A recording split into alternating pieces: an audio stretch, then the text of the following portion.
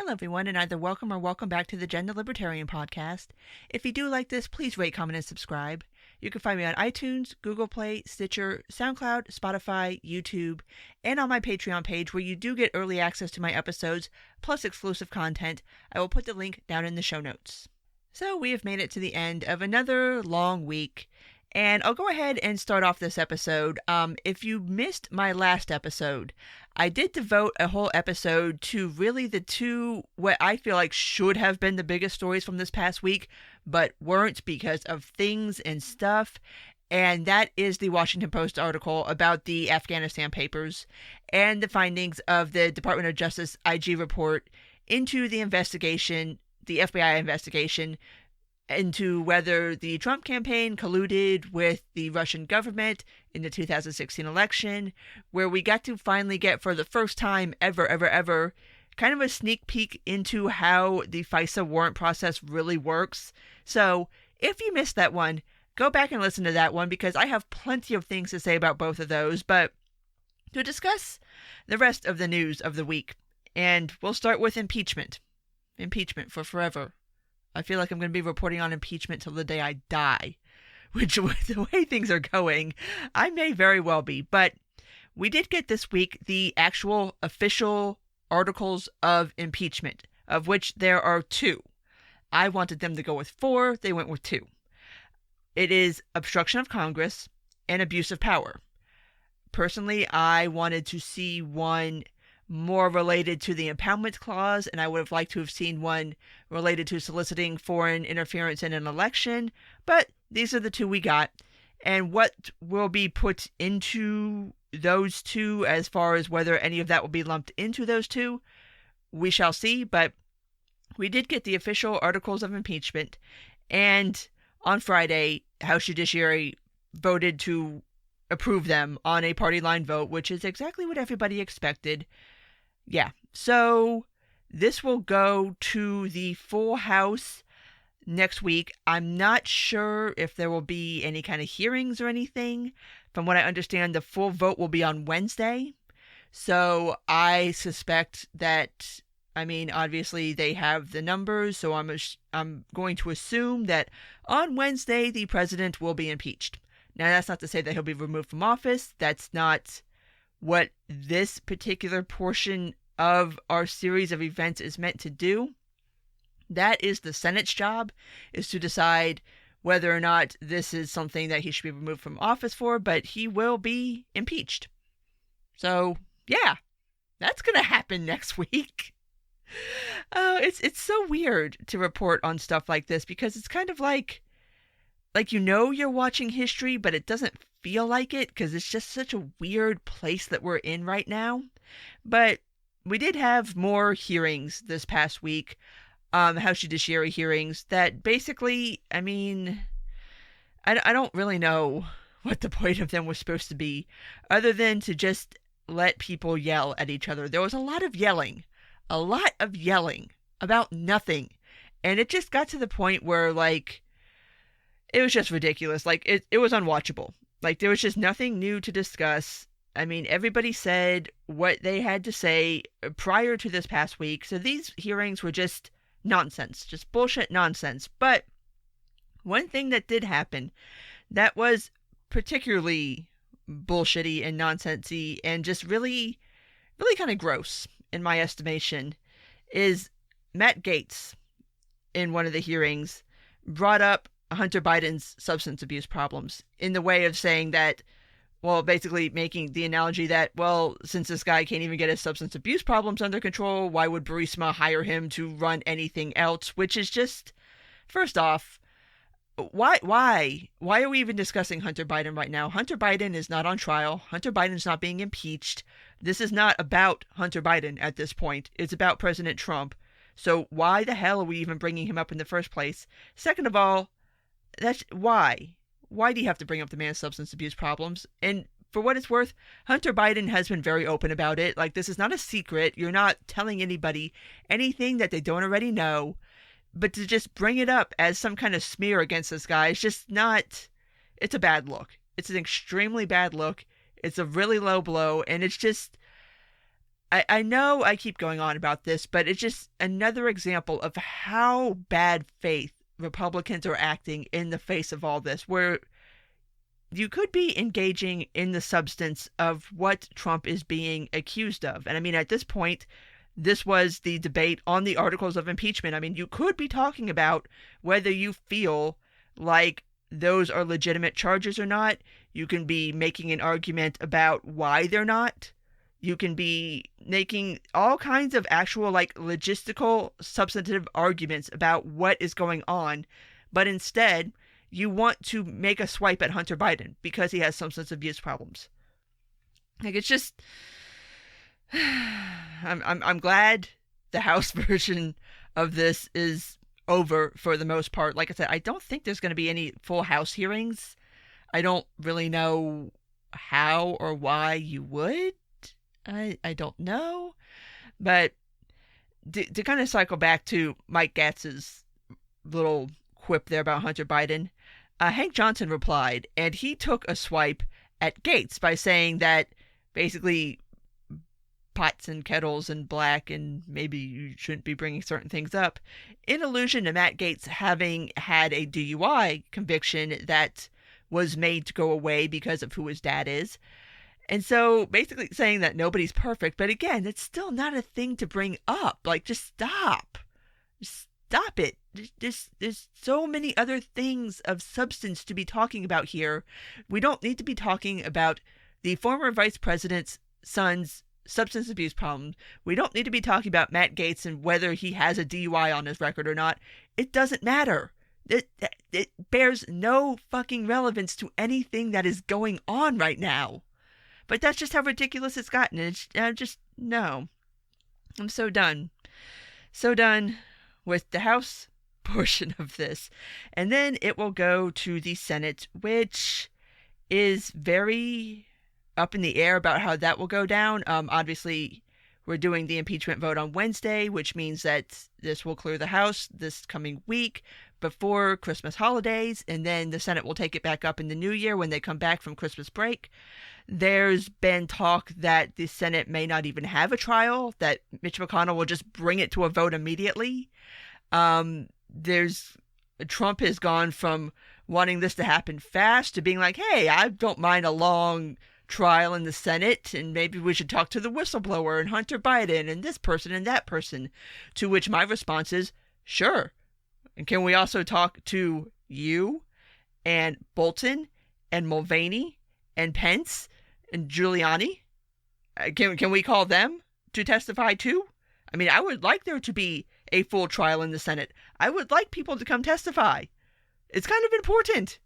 It's kind of important to know if, like, this happened the way that it's been portrayed to have happened, and maybe somebody from the White House or somebody related to this can offer some kind of plausible alternate explanation. Maybe? I don't know. So we really, at this point, have no idea what the Senate leg of this is going to look like. This is just such a mess, and I know. I already know what the vote count is going to be, barring anything like crazy or insane happening. Like, I know how this is going to end, but it's still just, I don't know. I don't see how you make an argument that the House rammed this through way too fast and then don't say anything about the Senate possibly not even having a trial. Like, you want to bitch about people ramming shit through too fast? If he automatically brings us to a vote without even calling a single witness to testify, especially after all the bitching that the House was so unfair and they didn't let us bring any of our witnesses and they didn't.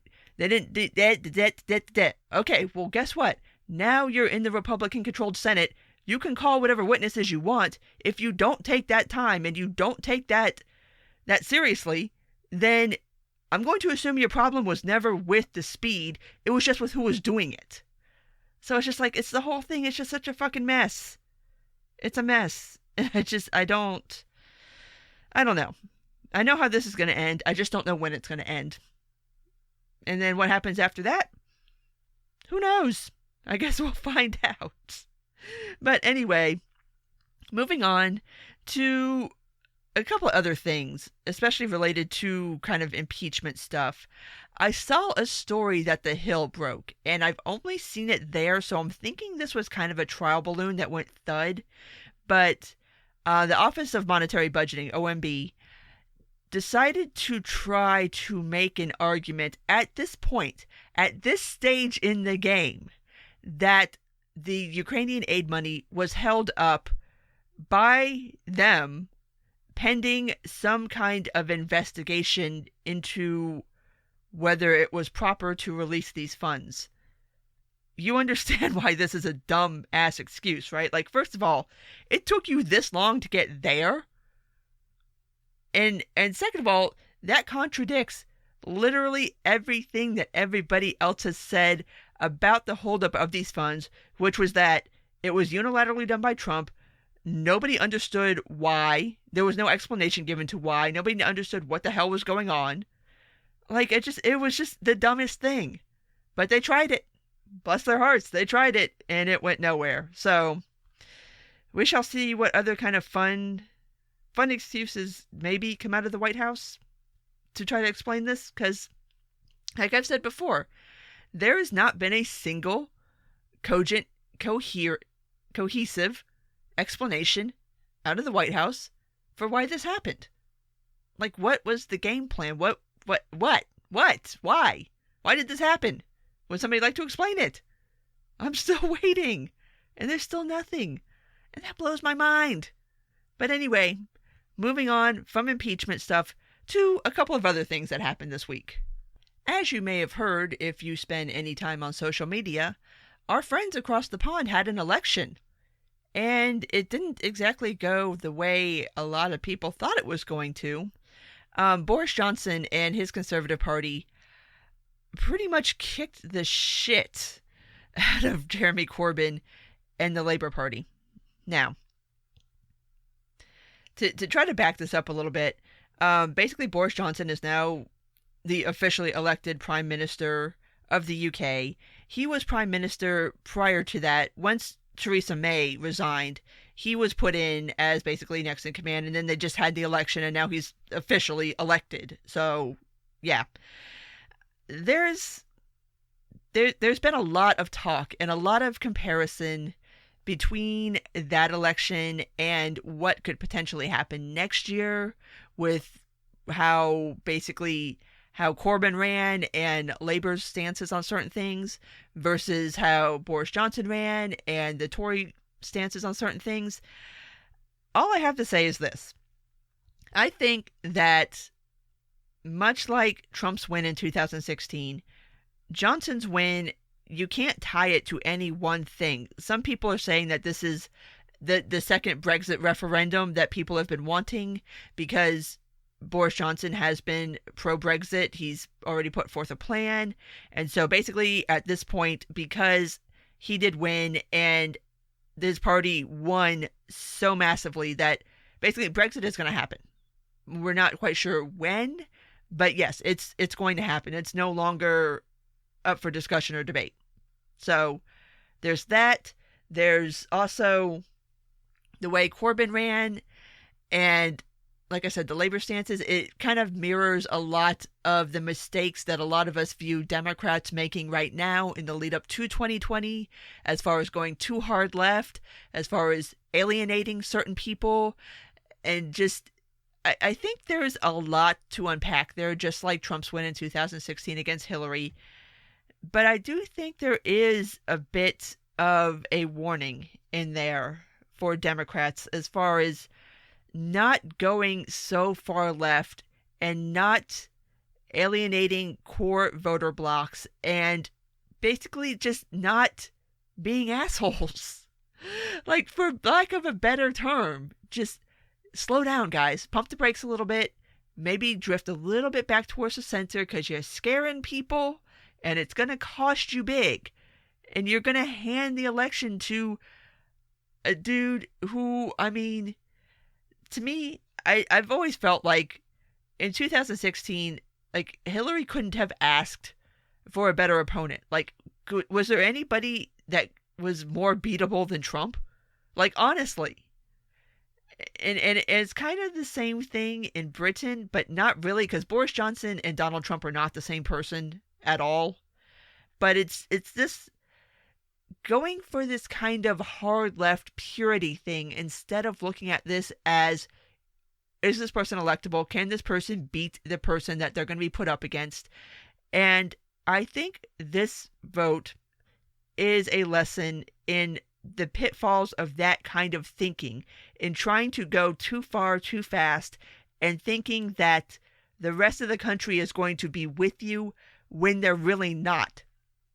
And while the UK does have multiple parties, much like we do, they do still have two primary parties, much like we do. And so you still have that kind of binary thinking where a voter is looking at person A and person B, and if person B is some far left nut job who wants to completely revamp the country, they're going to go with person A, even if person A is batshit insane. Like, there's a lesson to be learned here, and not that anybody's going to learn it, but it's there. And yeah, it's just fascinating to watch people react to it. And much like when Hillary lost in 2016, Corbyn supporters have figured out a way to blame everything and everybody other than Corbyn for the loss. Does that sound familiar?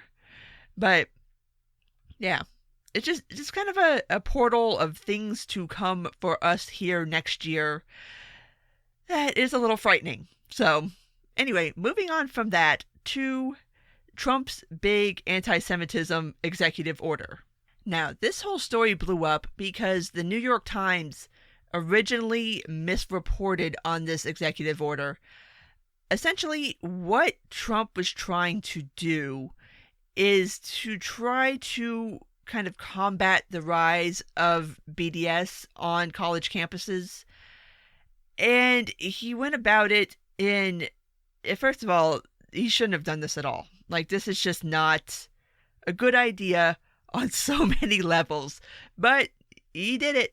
And so they had originally reported, because I don't know if they got the text of the EO and misread it, or if they were going off of someone else's interpretation, because the Trump administration doesn't immediately release the text of executive orders after he signs them, or even before he signs them. So they reported that this executive order was going to redefine Judaism as a national identity, aka an ethnicity, which is a very, very touchy subject.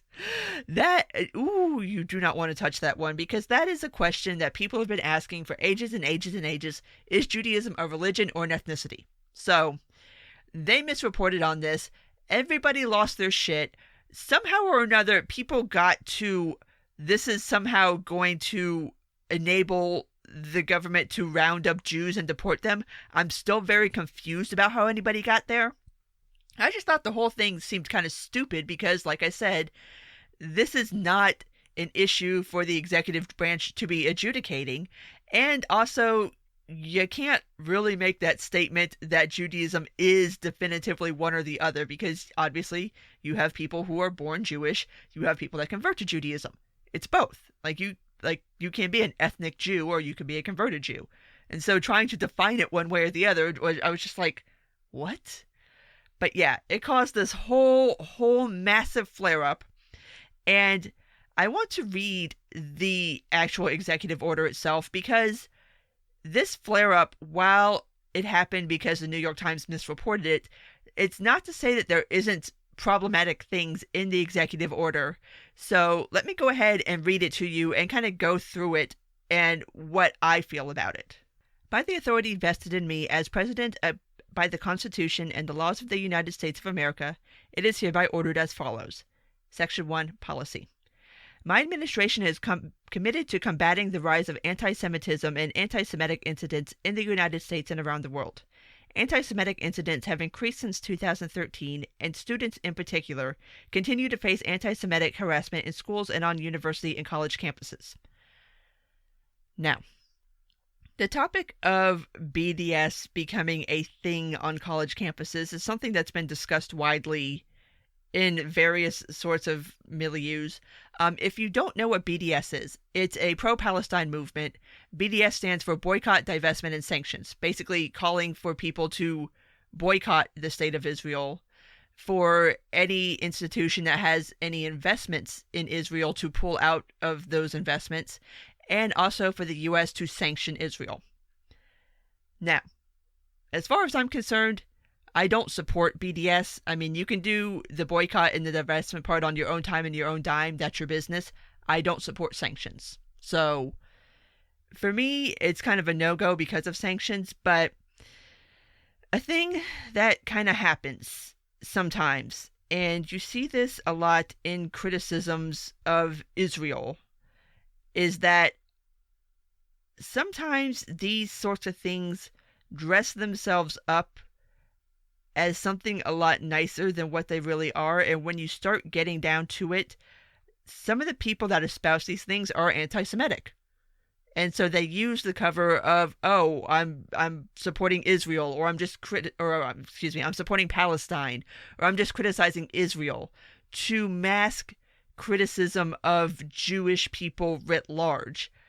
I've discussed this before.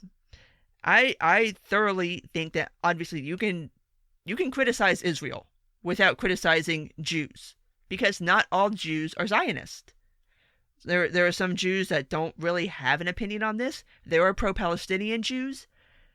I mean, if you can't separate your criticism of Israel from your criticism of Jewish people, I'm going to assume your problem is really with Jewish people. Just the same way you can criticize Saudi Arabia without being Islamophobic.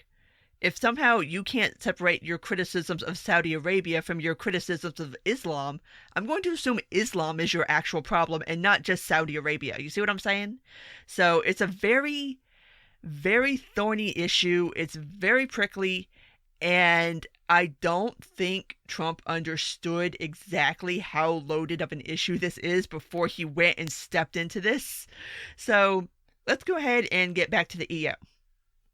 Title VI of the Civil Rights Act of 1964 prohibits discrimination on the basis of race, color, and national origin in programs and activities receiving federal financial assistance. While Title VI does not cover discrimination based on religion, individuals who face discrimination on the basis of race, color, or national origin do not lose protection under Title VI for also being members of a group that shares common religious practices. Discrimination against Jews may give rise to a Title VI violation when the discrimination is based on an individual's race, color, or national origin. Now see, this is the part where I think people read this and took it as Trump saying that Judaism is an ethnicity versus being a religion, because it specifically points out that in Title VI, discrimination based on religion isn't part of that. The only thing that Title VI covers is religion or discrimination based on race, color, or national origin. So I can see where people might have gotten confused and maybe read that a little too fast and went off half-cocked, but it also does kind of, it's a very confusing paragraph too, because if you're saying that Title VI doesn't cover religion, then how exactly are you invoking Title VI to protect Jews from anti-Semitism? Like, it's very confusing. Like, I understand where people kind of got lost on that one. So, that I think that is the nexus of where everybody kind of went crazy. So, moving on. It shall be the policy of the executive branch to enforce Title VI against prohibited forms of discrimination rooted in anti-Semitism as vigorously as against all other forms of discrimination prohibited by Title VI. Here's the first problem. Now you're making an executive order about speech or actions against a certain group of people who, like I said, aren't protected under Title VI per se. I mean, if you want to make the argument that somebody was targeted because they were Israeli, I mean, I guess you could get there, but I'm just not entirely understanding invoking Title VI here. I don't get it. Anyway. Section 2. Ensuring robust enforcement of Title VI. In enforcing Title VI and identifying evidence of discrimination based on race, color, or national origin, all executive departments and agencies charged with enforcing Title VI shall consider the following. 1. The non-legally binding working definition of anti-Semitism adopted on May 26, 2016 by the International Holocaust Remembrance Alliance, IHRA, which states anti-Semitism is a certain perception of Jews which may be expressed as hatred towards Jews. Rhetorical and physical manifestations of anti-Semitism are directed towards Jewish or non-Jewish individuals and or their property, towards Jewish community institutions and religious facilities, and 2. The contemporary examples of anti-Semitism identified by the IHRA, to the extent that any examples might be useful as evidence of discriminatory intent. Now, obviously the IHRA has a list of things it considers anti-Semitic. To note, IHRA specifically says that criticism of Israel is not anti-Semitic. So even they make that distinction between criticism of Israel and anti-Semitism, which is important because you have these dual things that you see happen a lot whenever somebody criticizes Israel. You have the BDS crowd, who some of them, like I said, do dress up their anti-Semitism as criticism of Israel. But then you also have the other side where there are people who feel like any criticism of Israel is anti-Semitic. And even IHRA makes that distinction that it's not. And it's not. Because like I said, you can criticize Israel without being anti-Semitic. You can criticize Israel without criticizing Jews. Like, it's you can make that distinction. So I think it is important to point that out, that this doesn't mean that in and of itself that any kind of criticism of Israel would fall under this executive order. What would exactly? I mean, that's going to be remained up to people to adjudicate. I'm not entirely sure how that would work. I don't know who's supposed to be making these decisions. Again, this is just not the most well thought out plan here. So moving back to the EO. In considering the materials described as subsections A1 and AII of this section, agencies shall not diminish or infringe upon any rights protected under federal law or under the First Amendment. As with other Title VI complaints, the inquiry into whether a particular act constitutes discrimination prohibited by Title VI will require a detailed analysis of the allegations. Again, how exactly would you enforce this EO without violating somebody's First Amendment rights? I mean, because while anti-Semitism is disgusting, you have the right to be an anti-Semite. You have the right to vocally say that you think Jews are horrible, horrible, greedy people who run the world, and there's some vast globalist conspiracy, and they use the triple parentheses and all that shit. You have the right to do that. So I'm not entirely sure how you would enforce this without trampling on somebody's First Amendment rights. And that's really the issue here that I think got overshadowed by people kind of freaking out over the Jewish angle of this. And that is to say that this does kind of directly contravene people's First Amendment rights. Like, I don't, that to me is where the discussion should be, not whether or not this establishes Judaism as an ethnicity. Because this whole thing is just muddled. Like, I'm not sure where he was going with this. Like, I don't really understand. Anyway, moving forward, Section 3, additional authorities prohibiting anti-Semitic discrimination. Within 120 days of the date of this order, the head of each agency charged with enforcing Title VI shall submit a report to the President, through the Assistant to the President for Domestic Policy, identifying additional non-discrimination authorities within its enforcement authority with respect to which the IHRA definition of anti-Semitism could be considered. So, what? You want who to do what? Again, this is just, it's so confusing. I'm so confused. Moving on. Section 4, Rule of Construction. Nothing in this order shall be construed to alter the evidentiary requirements pursuant to which an agency makes a determination that conduct, including harassment, amounts to actionable discrimination, or to diminish or infringe upon the rights protected under any other provision of law. Again, how do you enforce this without infringing upon people's First Amendment rights? I don't see a way. I don't see how you do that. Anyway, Section 5. General Provisions. Nothing in this order shall be construed to impair or otherwise affect the authority granted by law to an executive department or agency, or the head thereof, or the functions of the Director of the Office of Management and Budget related to budgetary administration or legislative proposals. This order shall be implemented consistent with applicable law and subject to the availability of appropriations. This order is not intended to and does not create any right or benefit, substantive or procedural, enforceable at law or in equity by any party against the United States, its departments, agencies or entities, its officers, employees, or other agents, or any other person. Two things I want to point out in what I just read. The carrot and stick here is that this is going to apply to any institution, including obviously colleges and universities, who receive federal funding. So much like his executive order ordering conservative speech to be allowed on campuses, that's the threat. It's like, if you don't do this, then you will not receive your federal funding. Which again, how are you going to do this? And how is this not going to create a massive, massive, massive First Amendment problem?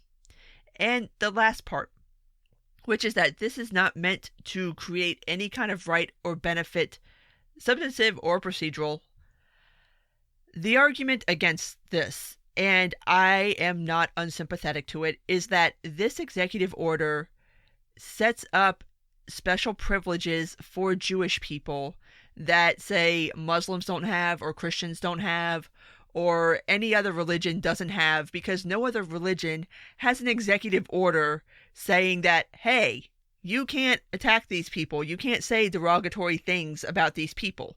So it sets up this kind of argument that Jews have special privileges and have special rights in this country that feeds into the narrative that already exists on both the far right and the far left, that Jews are this very special protected class of people who, whether it is you're on the far right and you think that this is something that Jews run the world, or if you're on the far left and you are of the intersectional bent and you believe that Jews occupy the very top of the totem pole, this reinforces both of those ideas in a way that is not going to be helpful to Jewish people.